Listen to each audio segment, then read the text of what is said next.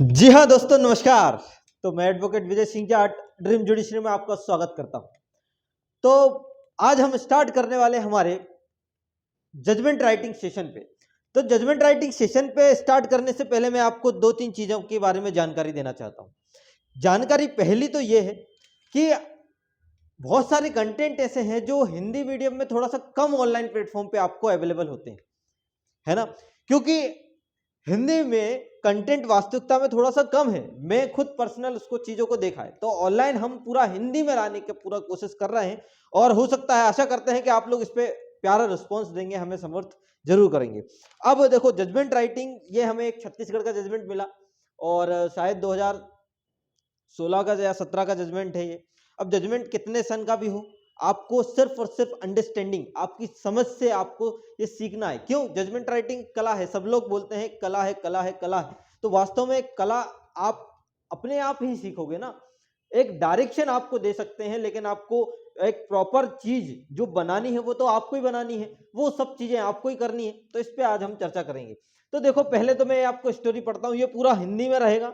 English में अगर किसी को है तो वो ऑफलाइन हमारी चलती है, एक सर हैं वो पढ़ाते हैं, ठीक है। तो ये पूरा प्लेटफॉर्म जो हम ऑनलाइन लाने वाले हैं, ये आपको हिंदी में, ये आपको नोट्स वगैरह ये सब चीजें आपको, यदि कोई आप लोग इंटरेस्टेड हो तो आप हमारी डेमो ले सकते हैं। और कल से एक नया फाउंडेशन बैच भी स्टार्ट होने वाला है और एक कल से मेंस की क्लास भी स्टार्ट होने वाली है। यदि आप लोग इच्छुक हैं डेमो लेने के लिए तो 3 दिन का डेमो आपको अवश्य उपलब्ध किया जाएगा। देखिए, अब हम स्टार्ट करते हैं प्रकरण अभियोजन का प्रकरण के बारे में। क्या कहानी है, क्या चीजें हैं, आज हम समझते हैं। देखो, 15/5/2007 को रात्रि लगभग 11 बजे परिवादी आ थाना बहार बिलासपुर अंतर्गत विनोबा नगर में अपने खुले बरामदे में सो रहा था। कहां सो रहा था? खुला बरामदा। देखो, जो जो चीज मैं अंडरलाइन करूं उन सब पे बात होनी बहुत तय है। अचानक ही किसी ने उसके सर पे प्रहार किया, ठीक है। तो आपको आईपीसी, आपको जो पुरानी वाली आईपीसी है, खैर जिनका, क्योंकि अभी जिनका मेंस है वो तो पुरानी आईपीसी से ही चलेगा ना वहां, तो वहां पे आपको ध्यान देना है। वह जाग उठा।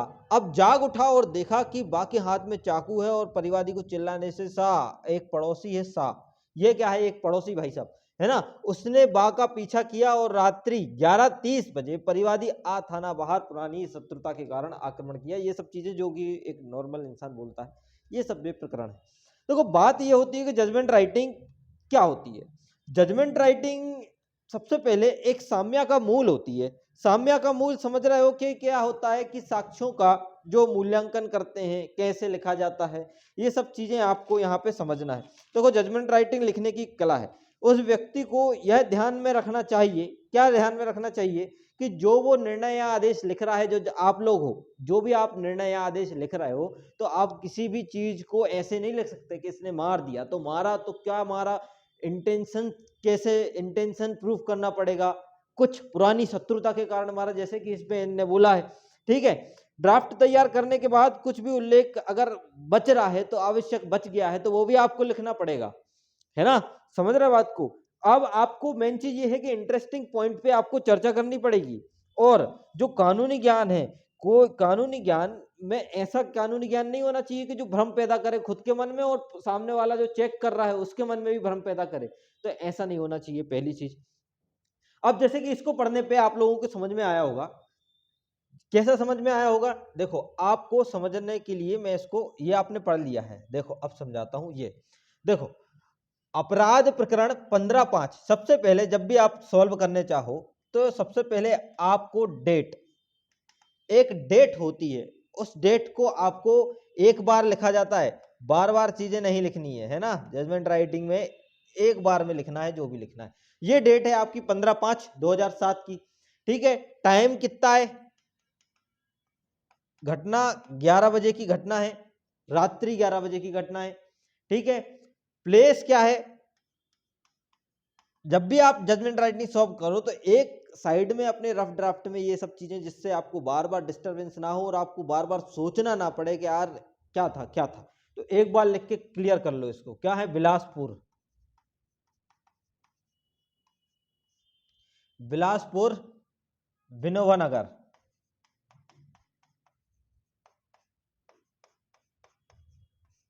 विनोबा नगर, ये प्लेस है आपका। प्लेस एक और है खुला बरामदा।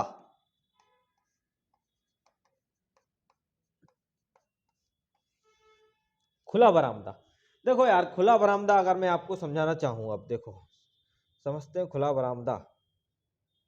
ठीक है, अरे ये सेकंड वाला पेज है, इसी को थोड़ा सा इसको छोटा करके अपन समझते हैं। ठीक है, खुला बरामदा, आइए समझते हैं खुला बरामदा। देखो दो तरीके के बरामदे होते हैं, आपने देखोगे बरामदे क्या होता है, एक जो पूरा ये ऐसा करके जो बाउंड्री बनाई जाती है वो बरामदा होता है। ठीक है, ठीक है, तो ये खुला बरामदा, और एक होता है वो ओपन बरामदा जिसको इंग्लिश में बोला जाता है, और एक होता है बंद बरामदा। देखो क्या होता है, ये घर होता है, और ये घर पे ये जो जो एसी लगाई जाती है इसको बोला जाता है बरामदा। ठीक है, अगर ये जो चीजें हैं ये अगर इस तरीके से है और बाद में एक गेट और है, तो ये कौन सा बरामदा है, ये बंद बरामदा है, ये बंद होता है। और एक ये घर है, और इस घर में एक झाड़ी ऐसी लगी है, उसमें गाड़ी खटिया कुछ भी बिछा के अगर कोई रखा है, तो ये क्या है, ओपन बरामदा है।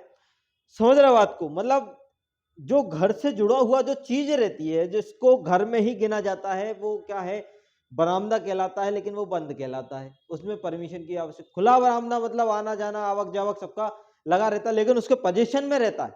मतलब अगर आपका बरामदा की बात बोली है, इनने अगर बरामदे की बात बोली है, तो बरामदा क्या होना चाहिए, सबसे पहला अगर आपका क्वेश्चन जनरेट होता है कि भैया सबसे पहला है पोजीशन, क्या है आपका पोजीशन, कि वो व्यक्ति के पोजीशन में है कि नहीं है। देखो अब धीरे धीरे आप लोग एनालाइज करते जाना चीजों को, मैं आपको समझा देता हूं चीजें।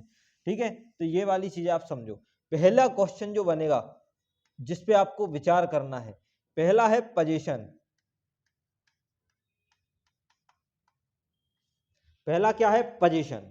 अब पोजीशन बरामदे में जो सो रहा था व्यक्ति, वो उसी का था, ऐसा तो नहीं जिसने उसको सर पे चोट मारी वो उसका हो, और वो बार बार मना कर रहा हो कि नहीं भाई ये मेरा बरामदा है, तू इस पे कब्जा करके क्यों सो रहा है, क्या कर रहा है, इस पे कब्जा क्यों किए है।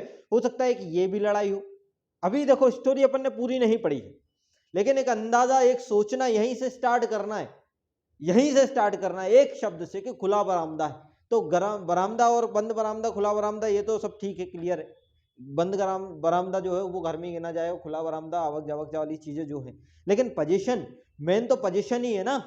पोजीशन ही आपको बताना पड़ेगा कि इस बरामदे पे जो आपका बरामदा है, इस बरामदे पे पोजीशन किसका है, उसका जो मार रहा है या जो सो रहा है उसका। तो अभी ये तो क्लियर नहीं हुआ, हमने पढ़ा, बिल्कुल क्लियर नहीं हुआ, आगे अगर मिल जाए तो हम रखेंगे। तो मतलब पोजीशन के टॉपिक पे हम रखते हैं। दूसरी चीज, अचानक ही आया और सर पे प्रहार किया। पहली चीज देखो, चोट लगी है, क्या लगी है, चोट। कहां लगी है भैया, सिर पे चोट लगी है, सिर पे चोट लगी है। तो आपको सीधा पहुंचना पड़ेगा आईपीसी पे,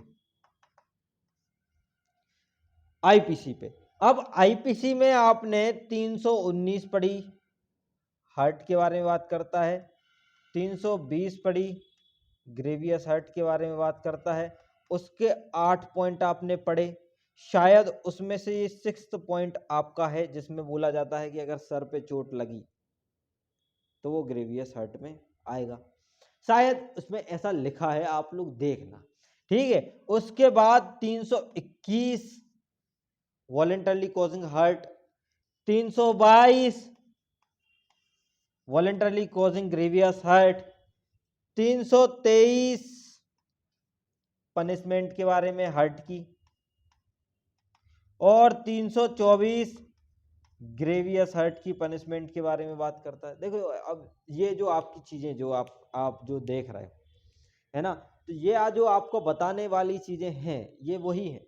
अब सर पे चोट लगी, अभी देखो मैंने सिर्फ अकेला स्ट्रक्चर फ्रेम हो रहा है, आपको सोचना कैसा, जो बेसिक्स वाले जो लोग हैं एलएलबी के अंदर, जो इनकी एलएलबी चल रही है उनके लिए भी ये हो सकता है समझ में आ जाए कि सोचना कैसे। आईपीसी सबने पढ़ी रखी है, तो ये देखो इतनी सेक्शन आप पे लग सकती है। इसके अलावा 325 भी लग सकती है अगर वेपन का पता चले, 326 भी लग सकती है अगर वेपन का पता चले।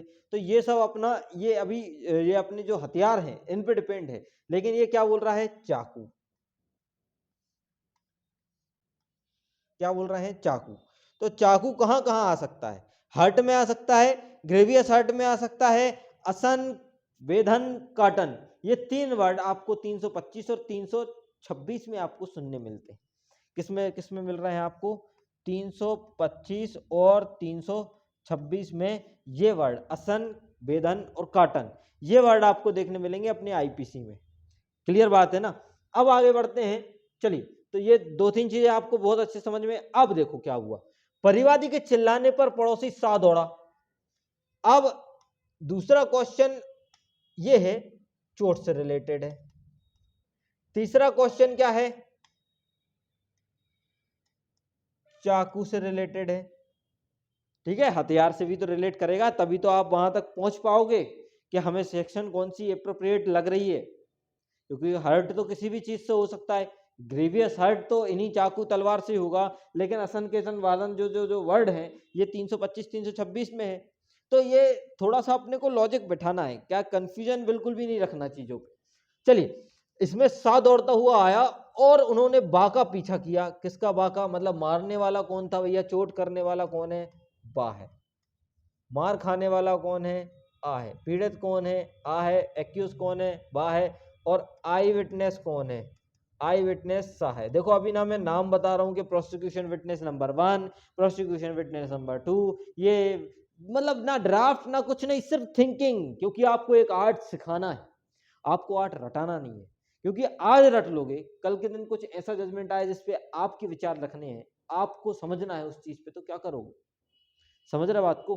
तो अब देखो, समझो उस चीज को कि क्या हो रहा है। हो ये रहा है कि रात्रि 11:30 पे परिवादी आ ने थाना बहार में एक रिपोर्ट दर्ज कराई और रीजन दिया कि भैया ये पुरानी शत्रुता के कारण इसने मुझ पे आक्रमण किया है। समझ गए बात को? मतलब घटना कितने। अब देखो इसकी फ्रेमिंग जो अपन करते हैं, कैसे करें इसकी फ्रेमिंग? अपन जो इसकी फ्रेमिंग करते हैं, इसकी फ्रेमिंग देखो आप। अभी देखो एफआईआर तक की कहानी है, एफआईआर तक की कहानी है और अपनी जुबानी है। देखो क्या है, देखो पहली चीज, दूसरी चीज, तीसरी चीज, चौथी चीज। पहली चीज, ए को कहां मारा? सर पे। ठीक है, किसने मारा? बी ने। काय से मारा? चाकू से। किसने देखा? आई विटनेस कौन है? सी है, सी है। एफआईआर कब हुई? 11:30 पे। घटना कब की है? 11 बजे की।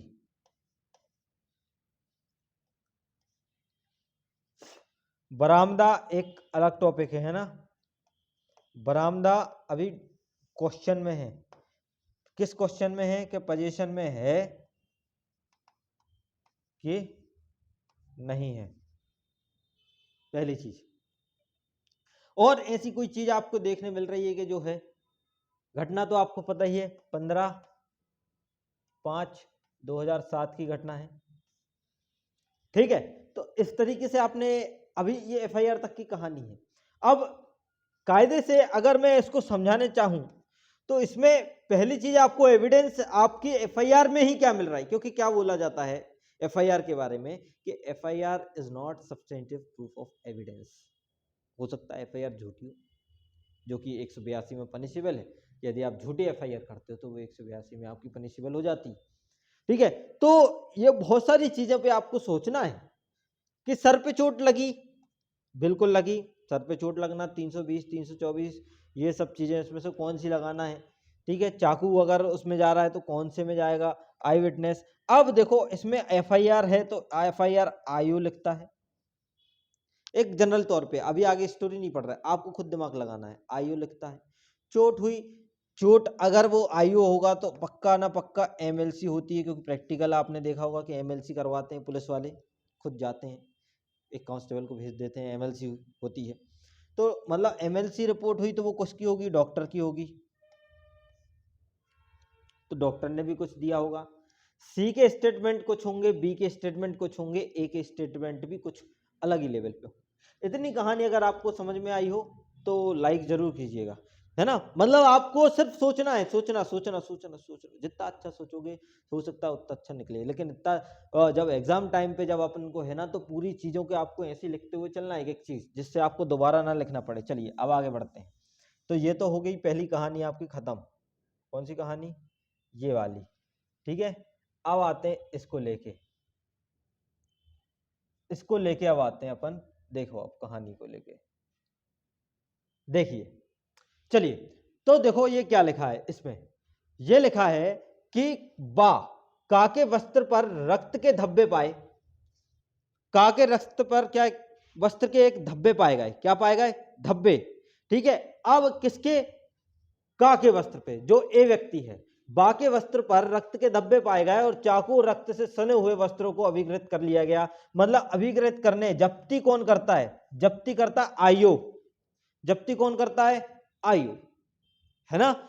एविडेंस का एक्ट आपने पढ़ा होगा 27। देखो हर चीज का जब आप लिखोगे ना, तो हर चीज का जो प्रोविजन है वो लॉ से ही कनेक्ट करना है आपको।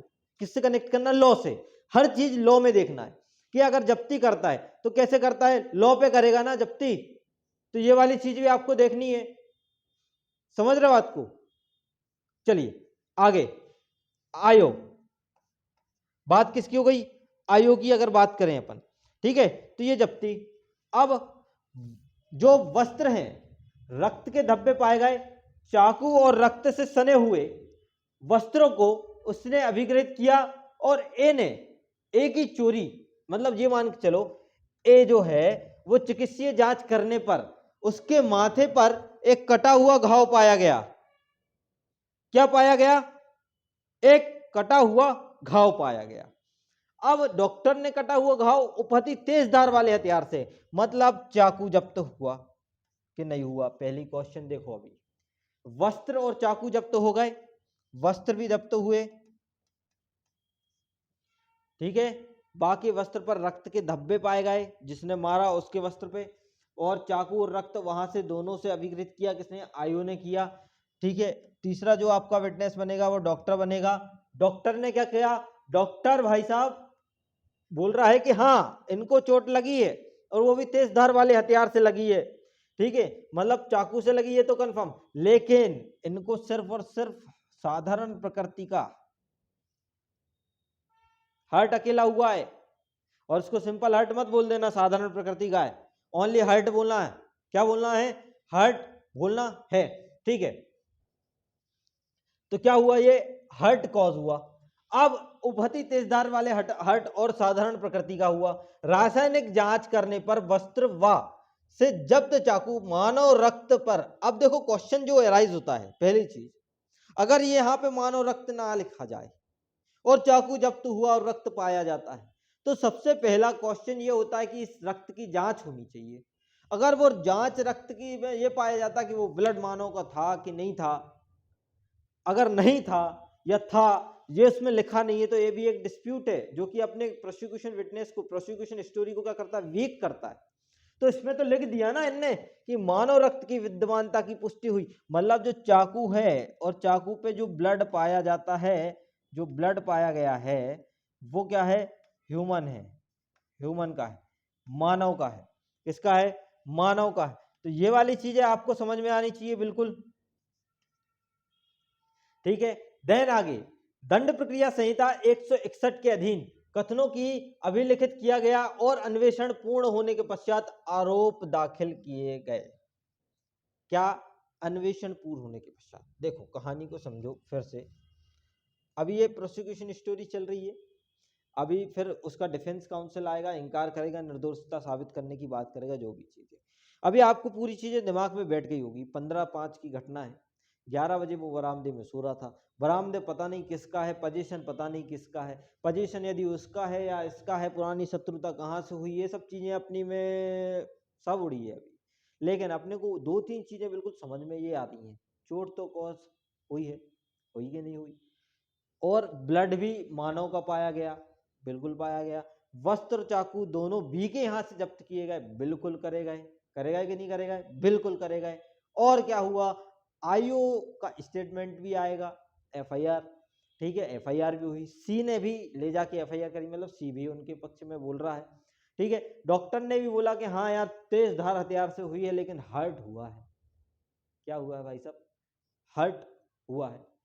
अब जब हर्ट हुआ है तो आप आईपीसी में जब चेक करने जाते हो चीजें बातों को, तो आईपीसी में क्या चेक होता है? आईपीसी में 319 में जाएगा, परिभाषा है भैया। 320 में जाओगे तो ग्रेवियस हर्ट है भैया। और जब उन्होंने लिख दिया डॉक्टर ने, तो फिर आप अपने ज्ञान पे विश्वास करोगे कि डॉक्टर की रिपोर्ट पे विश्वास करोगे? जी हाँ, डॉक्टर की रिपोर्ट पे विश्वास करोगे, क्योंकि वो कोर्ट में सबमिट हो रही है, आपका ज्ञान नहीं। क्लियर? क्योंकि आपके सामने सिर्फ और सिर्फ एक पैरा है और आपको बनाना है अपनी स्टोरी, आपको देना है उस पर जजमेंट। तो आपके साथ जो, क्योंकि बोला जाता है व्यक्ति झूठ बोल सकता है लेकिन साक्ष्य झूठ नहीं बोलता, तो बात तो वही है ना। तो आप क्या करोगे? अब इसमें क्या लगाने वाला है? पहला तो अभी फिर भी अभी एक डाउट तो बचा है आपका, पोजीशन अभी प्रूफ नहीं हुआ है। चोट प्रूफ हुई क्या? बिल्कुल हो गई चोट प्रूफ। ठीक है, हर्ट हुआ क्या? बिल्कुल हर्ट ही हुआ है, और हर्ट की 3 सेक्शन आपके सामने है। 321 में वॉलेंटरी कॉजिंग हर्ट की परिभाषा है, लेकिन इसकी पनिशमेंट क्या है? 323 में है। इसकी पनिशमेंट कहाँ है? 323 में है। तो कुछ समझ में आया बात को? थोड़ा सा दिमाग आपका काम करा होगा इस पे, कि चाकू से मार दिया, असंवेदन काटन 325 में पड़ा था, 326 में पड़ा था। देखो शुद्ध हिंदी चल रही है, शुद्ध हिंदी बोलूंगा। और ठीक है, क्योंकि प्लेटफॉर्म में थोड़ा सा चेंज करा है, और हो सकता है किसी के लिए बेनिफिट हो और किसी के लिए बिल्कुल ना हो। तो जिसको समझ आए, जिसको पसंद आए, तो प्लीज इसको शेयर करना, लाइक करना, कमेंट करना, और जो भी डाउट है वो आप मुझसे पर्सनली आके पूछना। हमारा ऑफिस भोलाराम उस्ताद मार्ग जीडी गार्डन के सामने क्लास चलती है। 20 बच्चे सिर्फ हम लेना पसंद करते हैं, क्योंकि हमारे पास पहली चीज तो जगह नहीं है, और 20 लेने का रीजन भी ये है कि ध्यान पूरे बच्चों पे दिया जाए, एक पर्टिकुलर बच्चों पे ना दिया जाए, जिससे सबकी मेहनत, सबका साथ, सबका विकास। मोदी जी का ये नारा आपके साथ है ना, तो ये ड्रीम जुडिशरी फॉलो कर रही है मोदी जी को भी। ठीक है, चलिए। तो हर्ट 321 और 323 वॉलेंटरली है कि नहीं है? बिल्कुल है भैया, इसलिए इसकी पनिशमेंट कहां है? 323 में। वॉलेंटरली, स्वेच्छा मारा है, किसी के दबाव में नहीं मारा है। ठीक है, और चार्ज लगा दिया, तो चार्ज कौन सा लग रहा है? 323 ही लग रहा है मेरे ख्याल से। आपका ओपिनियन अलग हो सकता है, बिल्कुल हो, उसका सम्मान होगा, लेकिन मेरा ओपिनियन तो यही है, क्योंकि जजमेंट राइटिंग स्टार्टिंग में बोला कला है, और हर किसी की अपनी अपनी कला होती है ना। तो आपकी भी कला है, तो ये वाली चीज है। चलिए, इसके बाद अब प्रतिरक्षा अभिभाग क्या बोल रहा है यार? प्रतिरक्षा सुन लो जरा उसको। आरोपित होने पे अभियुक्त बी ने दोष से इनकार किया और निर्दोषता का विभाग किया। ओ, ये तो वही चीज हो गई कि मैंने तो नहीं किया, क्या पता किसने किया, मैं क्यों करूंगा ऐसा। देख रहा है, कहानी में ट्विस्ट आने वाला है धीरे धीरे, अभी देखते हैं देखते हैं देखते हैं। अब ये जो चीज है, अभियोजन का जो साक्ष्य है, यही बहुत इंपॉर्टेंट है। अभी तो मैंने पूरी प्रोसिक्यूशन स्टोरी के हिसाब से आपको एफआईआर में जो जो उन्होंने लिखा था, जो जो आपको बताना था, ये बता दिया, लेकिन रिलाय 90% रिलाय करेगा साक्ष्य अभियोजन। चलिए, तो बिना समय वेस्ट करे हुए, आपको इतना तो समझ में आ गया ना? हो सकता है ये धारा चेंज हो जाए, अभी तो आपका बना है इसके हिसाब से। ठीक है, क्योंकि मुझे बेसिक से सिखाना है आपको। एडवांस लेवल पे अगर मैं पढ़ा भी दूं, तो आप लोग सोचोगे कैसे कि यार ये हुआ कैसे अचानक से। ये ऐसे अभी देखो धीरे धीरे दिमाग चल रहा है, ठीक है, और धीरे धीरे ही चलना चाहिए। देन इसके बाद आगे बढ़ते हैं, आगे बढ़े आगे बढ़े आगे बढ़े भैया। देखो, आइए पढ़ते हैं। देखो, अभियोजन की ओर से साक्ष्य पेश किया गया, जिससे अभियोजन प्रकरण का पर्याप्त रूप से समर्थन हुआ। न्यायालय ने में ए ने यह अभिकथन किया, ए ने 15/5/2007 को रात्रि लगभग 11 बजे। अब देखो इसने क्या बोल दिया, आओ आओ भाई साहब, आ जाओ, आ जाओ भैया, आ जाओ आ जाओ आ जाओ आ जाओ, आ जाइए। ठीक है, क्या बोला? देखो अच्छे आराम से आप लोग भी पढ़ो उसको, बहुत ध्यान से पढ़ने की जरूरत है। बरामदे में सो रहा था, ये तो उनने बोल दिया कि हाँ सर मैं बरामदे में सो रहा था, पहली चीज।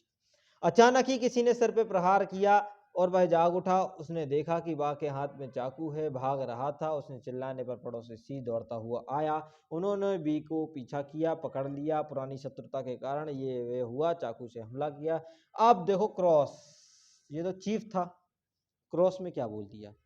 क्रॉस में ए ने आने यह स्वीकार किया कि उससे बी को चोट पहुंचाते हुए नहीं देखा। ओ माय गॉड, ये क्या?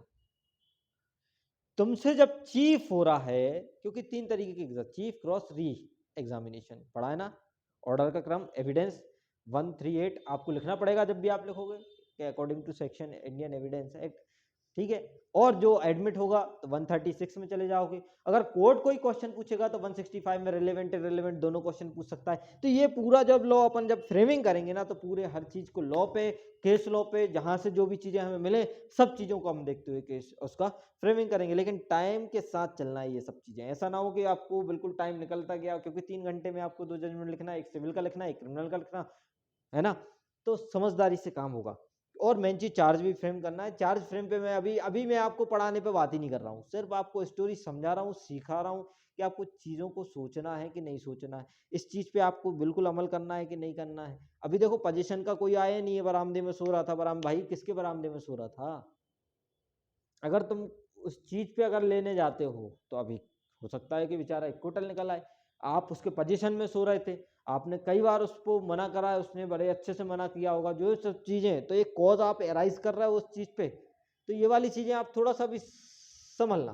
क्रॉस में क्या हो गया, इन्हें स्वीकार कर लिया, मैं एडमिट करता हूं कि बी को मैंने चोट पहुंचाते हुए नहीं देखा, और ऊपर बोल रहा मैंने देखा, क्योंकि वो उसका छोटा भाई है। ओ हो, बड़े बड़ाई ना करें, बड़े ना बोले बोल, तो ये छोटा भाई है, तो बड़ा भाई का फर्ज उसको याद आ गया कि नहीं, मैं अपने छोटे भाई को कैसे फंसा दूं। लेकिन नहीं, कोर्ट के सामने बोल रहा भैया, एफआईआर में बोला उसने मारा, बी ने नहीं बताया कि ये छोटा भाई है, लेकिन अब बोल रहा है मेरा छोटा भाई, और मैंने उसको चोट पहुंचाते हुए नहीं देखा। पलट गया भैया, और जिसको लगी चोट वही हॉस्टाइल हो रहा है। देखते जाओ अब जरा।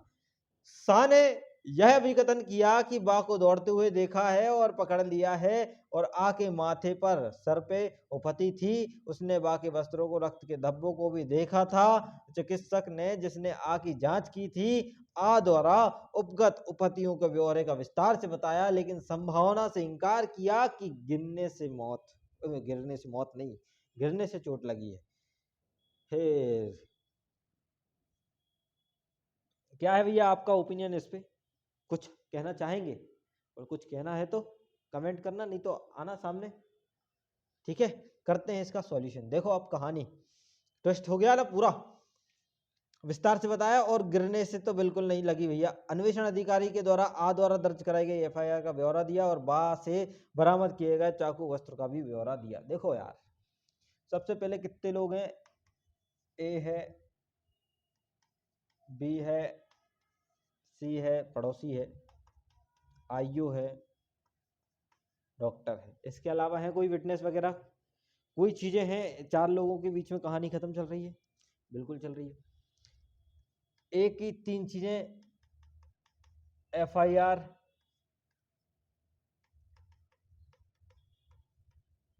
एविडेंस स्टेटमेंट जो भी है, ठीक है, और चोट। बी ने सिर्फ मना किया है और कुछ किया नहीं है, एविडेंस दिया नहीं है, नो एविडेंस, ठीक है। अभी एविडेंस दे भी सकता है आगे, अभी तो इनके ही चल रहा है, बाकी देखते हैं। सी शुरू से लेके जो एफआईआर में बोला वही एविडेंस में बोल रहा है, तो 100% क्यों कहते हो। आयु ने जो वहां बोला, तो ये भी यहाँ पे जब्ती वब्ती क्या प्रूफ कर रहा है, ये जब्ती प्रूफ हो रही है, जब्ती प्रूफ हो रही है, क्लियर बात है। एफआईआर भी प्रूफ हुई है। डॉक्टर चोट प्रूफ कर रहा है कि साधारण ही है, तो यही प्रूफ नहीं कर पा रहा है एक और चीज, पोजीशन।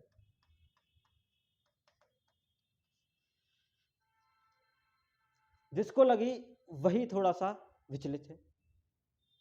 समझ रहे बात को? अब ये तो हो गया ये वाली स्टोरी। आओ आओ चलो आप भी जाओ, अब आप आइए, आप आइए भैया। देखो पहले तो पढ़ लो जिससे आपको भी समझ में आए। क्या लिखा 313 में किसके एक्यूज के होते हैं ना एग्जामिन, उसकी परीक्षा हुई और अभियुक्त ने यह कथन किया कि वह निर्दोष है, पुरानी शत्रुता के कारण मिथ्या आलिप्त लगाया गया है। अभियुक्त ने अभिग्रहित किया कि चाकू और वस्त्रों पर रक्त विद्वान के संबंध में कोई स्पष्टीकरण नहीं दिया, तो नो एविडेंस।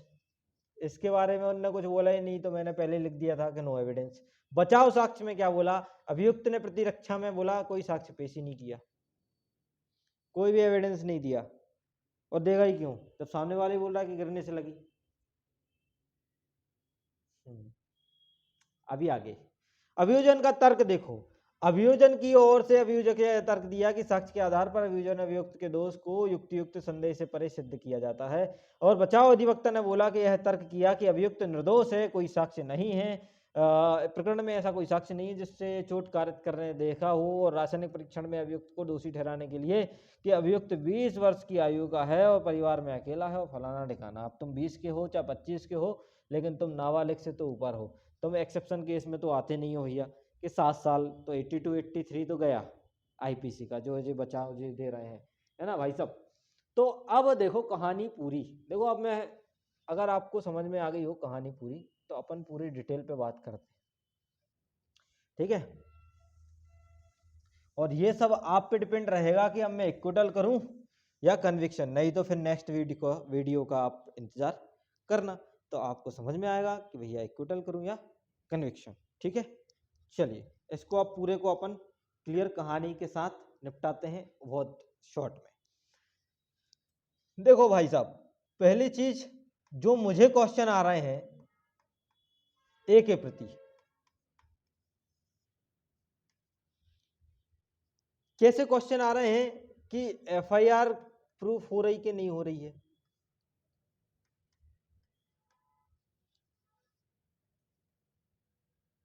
मेन तो यही क्वेश्चन है ना, एफआईआर चोट तो डॉक्टर ने प्रूफ कर दी, अब ये भले मना कर दे ए कि मुझे चोट नहीं लगी गिरने से, जबकि डॉक्टर ने बोला कि तुझे चोट लगी है भाई, और तेज हथियार से साधारण हति हुई है, साधारण क्या हुई है, उपहति हुई है, तो ये तो तुम मान नहीं सकते।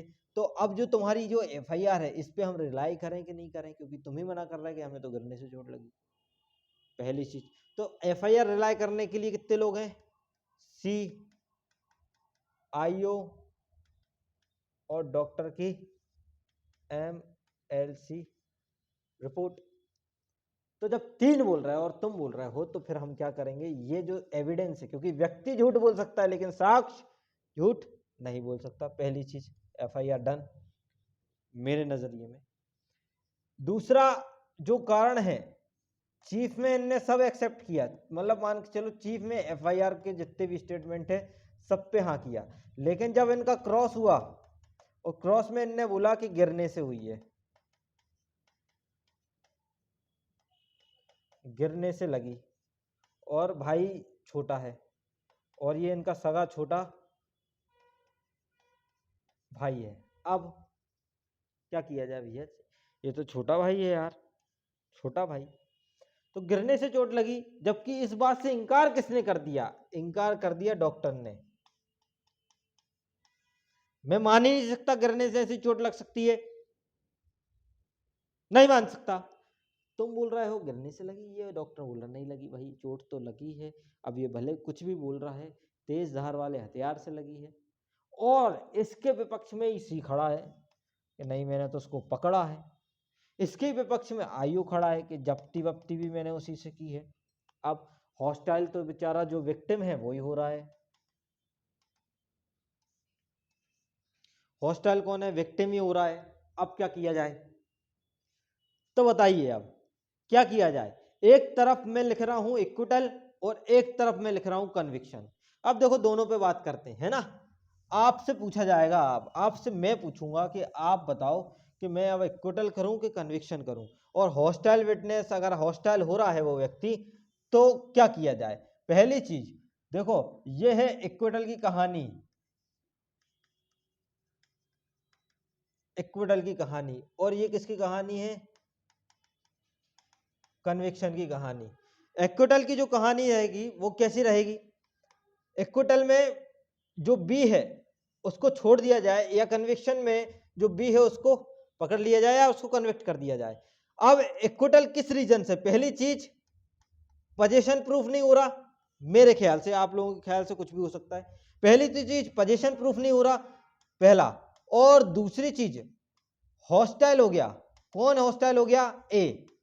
अब जब ए हॉस्टाइल हो गया, वही मना कर रहा है कि मुझे मारा ही नहीं है, मेरी तो गिरने से चोट लगी है, तो फिर क्या किया जाए? अब जब ए हॉस्टाइल हो रहा है तो फिर मैं क्या करूंगा? इक्विटल करोगे आप कि कन्विक्शन करोगे? ये आपसे क्वेश्चन है, कल मैं आपसे आते ही साथ ये वाली चीज पहले पूछूंगा। दूसरी चीज, कन्विक्शन क्यों करना चाहिए बी को? क्योंकि पोजीशन से कोई लेना देना नहीं है, क्योंकि चोट तो लगी, क्योंकि ऑफेंस तो एक हुआ है और वास्तव में चाकू से मारा गया है। अब ए हॉस्टाइल है, जबकि बोला जाता है व्यक्ति झूठ बोल सकता है लेकिन साक्ष्य झूठ नहीं बोलते, और एविडेंस में जो जब्ती हुई है, डॉक्टर की जो एविडेंशियल रिपोर्ट है, जो सी आई विटनेस है जिसने उसको मारते हुए देखा है और उसको भागते हुए पकड़ा है, तो ये वाली जो चीजें हैं। हाँ, एक जगह चीज ये है कि कहीं पे भी अगर आपने पढ़ा होगा कि सी ने मारते हुए नहीं देखा, सी ने भागा, वो व्यक्ति जो चाकू लेके भाग रहा था उसको पकड़ा, तो एक क्वेश्चन ये भी आता है कि क्या सी आई विटनेस है कि सिर्फ अकेला वो व्यक्ति भाग रहा था? हो सकता है कि किसी थर्ड पर्सन ने उसको मारा हो, वो भी जो है, जो छोटा भाई, वो चाकू हाथ में लेके उसका पीछा कर रहा हो, तो कुछ भी हो सकता है, कुछ भी। ये सब आपको सोचना है और आप कल मुझे इस पे बताएंगे। कल फिर मैं इसके आगे की बात करूंगा कि इसको इक्विटल करना चाहिए कि कन्विक्शन करना चाहिए। ये सब चीजें आपको सोचनी है, दिमाग चलाइए और बहुत सारी चीजें करिए। अब कन्विक्शन की अगर मैं बात कर लूं तो कन्विक्शन में सबसे पहले एफआईआर साबित हो गई है, सबसे पहले चोट भी साबित हो गई है, सी के स्टेटमेंट पे भी रिलाई करेंगे, डॉक्टर की एमएलसी रिपोर्ट पे भी रिलाई करेंगे, आईओ की जो जब्ती है, जब्ती जो भी उसने जब्ती करी है उस पे भी रिलाई करेंगे। तो ये सब चीजें साबित तो हो रही है ना। अकेले एक जो क्रॉस वाला स्टेटमेंट है ये साबित नहीं हो पा रहा कि ये चोट है, तो इसको साबित करने के लिए डॉक्टर और सी इसके पक्ष में खड़े हैं। तो अब मैं आपसे जानना चाहूंगा कि ये इक्विटल किया जाए कि कन्विक्शन किया जाए, और सी पे भी एक क्वेश्चन है कि मारते हुए देखा है कि नहीं देखा है। तो इस पे चर्चा होगी कल, और आपसे जानेंगे आंसर कि आप क्या बोलते हैं उसको, कि बी को इक्विटल किया जाए या कन्विक्शन किया जाए। इसी के साथ नमस्कार, शुक्रिया, धन्यवाद। यदि आपको हमारी जजमेंट राइटिंग डेली लेनी है तो हमारी कल से 3 दिन की डेमो स्टार्ट हो रही है मेंस के लिए, और इसी में हमारा ट्रांसलेशन जो वोकैब लर्निंग सेशन है ये भी रहेगा, और मेंस की जो आंसर फ्रेमिंग रहेगी और अल्टरनेट टेस्ट रहेंगे। टेस्ट में आपको कल ही दिखाऊंगा कि हमारा लेवल किस तरीके से है, क्योंकि पैटर्न चेंज हो सकता है। तो हो सकता है आपका 2 नंबर में भी क्वेश्चन पूछे जाएं, हो सकता है 4-4 नंबर के क्वेश्चन हो जाए, 8 के 4-4 हो जाए। तो देखो, सब लेवल पे तैयारी करके पहले से रखनी पड़ेगी, और पेज का जो क्राइटेरिया है वो भी अपन को निश्चित करना पड़ेगा कि 3 घंटे के हिसाब से किस लेवल पे आपको एग्जाम लिखना है और स्पीड कितनी मेंटेन रखनी है। तो ये तो मान के चलना कि हाथ कौतोड़ा बना के आपको काम करना है। तो इसी के साथ मिलते हैं, नमस्कार, शुक्रिया, धन्यवाद, और जुड़े रहिए ड्रीम जुडिशरी इंदौर के साथ।